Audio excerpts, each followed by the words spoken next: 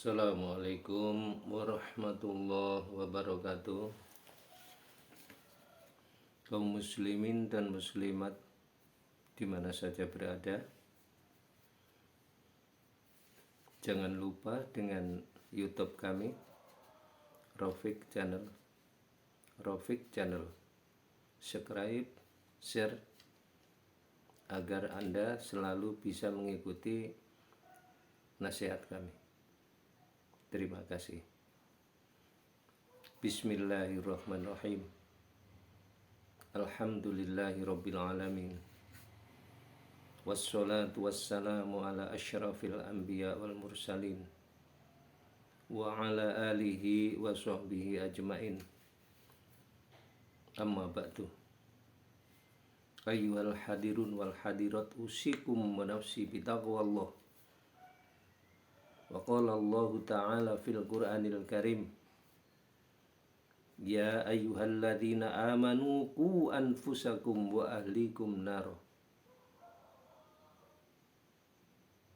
Wahai orang-orang yang beriman, jaga dirimu dan keluargamu dari api neraka.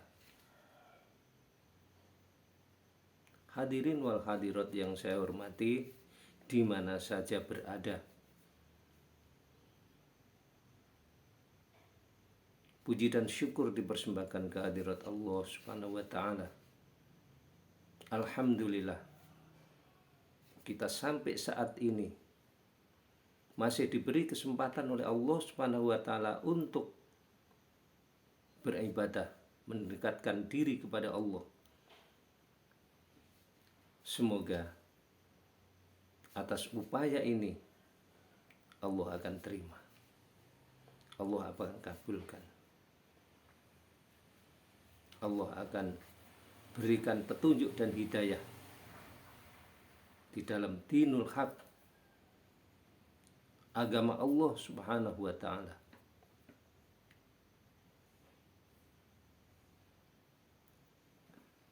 Salawat serta salam disanjungkan kepada junjungan kita Nabi Muhammad sallallahu alaihi wasallam, keluarga dan ahlinya, serta para sahabatnya, dan kita sekalian sebagai pengikutnya.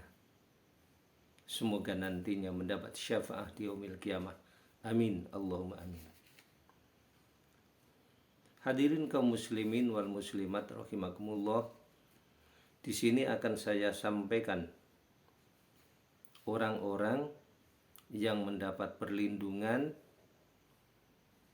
di waktu hari kiamat nanti, di padang mahsyar nanti, ya, dari panasnya situasi. Siapakah yang selalu mendapat perlindungan itu?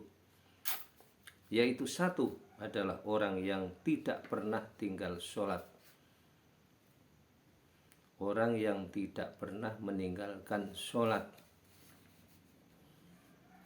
Maka laksanakan sholat itu dengan tekun, rajin, sholat wajib maupun sholat sunat. Karena sholat itu adalah bisa mencegah daripada perbuatan fahsya dan mungkar. Innas sholata tanha anil fahsya wal mungkar. Sesungguhnya sholat adalah bisa mencegah dari perbuatan fahsya dan mungkar. Dan sholat itu adalah untuk menegakkan Islam di dalam diri kita sendiri. As-sholatu imaduddin faman aqamaha faqad aqamaddin wa man tarakaha faqad hadamaddin. Sholat adalah sebagai tiang agama dalam diri kita. Seandainya kita melaksanakan sholat, berarti agama sudah berdiri di dalam jiwa kita. Tapi kalau kita tidak sholat, sholat sih sholat, tapi kadang-kadang, kadang mau, kadang enggak, semaunya. Rusak agama yang ada di dalam kita. Berarti kita merubuhkan agama. Maka orang-orang yang sholat, yang tidak pernah meninggalkan sholat, nanti akan mendapat perlindungan di padang mahsyar yang panasnya luar biasa. Yang kedua adalah orang-orang yang selalu membaca Al-Quran. Al-Quran itu mukjizat Rasul yang paling mulia untuk umatnya. Maka kita tidak membaca Al-Quran, semalas membaca Al-Quran, rugi dalam kehidupan kita. Gak ada bunganya istilahnya di dalam hidup manusia kalau tidak membaca Al-Quran. Bacalah Al-Quran, sebab Al-Quran itu adalah nanti orang-orang yang baca Al-Quran akan mendapat syafaat dari Al-Quran. Ashabul ashabi, pemilik hak-hak Al-Quran itu orang yang membaca Al-Quran.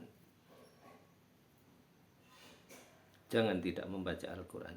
Kalau ingin nanti di padang mahsyar selamat daripada panasnya situasi. Yang ketiga adalah orang yang jauh dari maksiat. Tinggalkan jauh-jauh maksiat. Maksiat dalam hati, maksiat dalam dohir. Dohir batin jangan berbuat maksiat. Karena efeknya adalah merugikan kita sendiri. Baik di dunia, teristimewa di akhirat kelak. Itu hancurnya orang yang maksiat. Yang keempat adalah orang yang sering bersodakoh. Sodakohlah.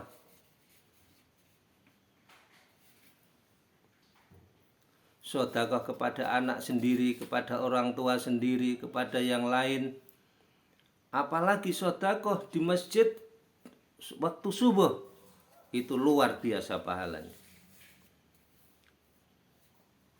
Jangan malas-malas untuk bersodakoh.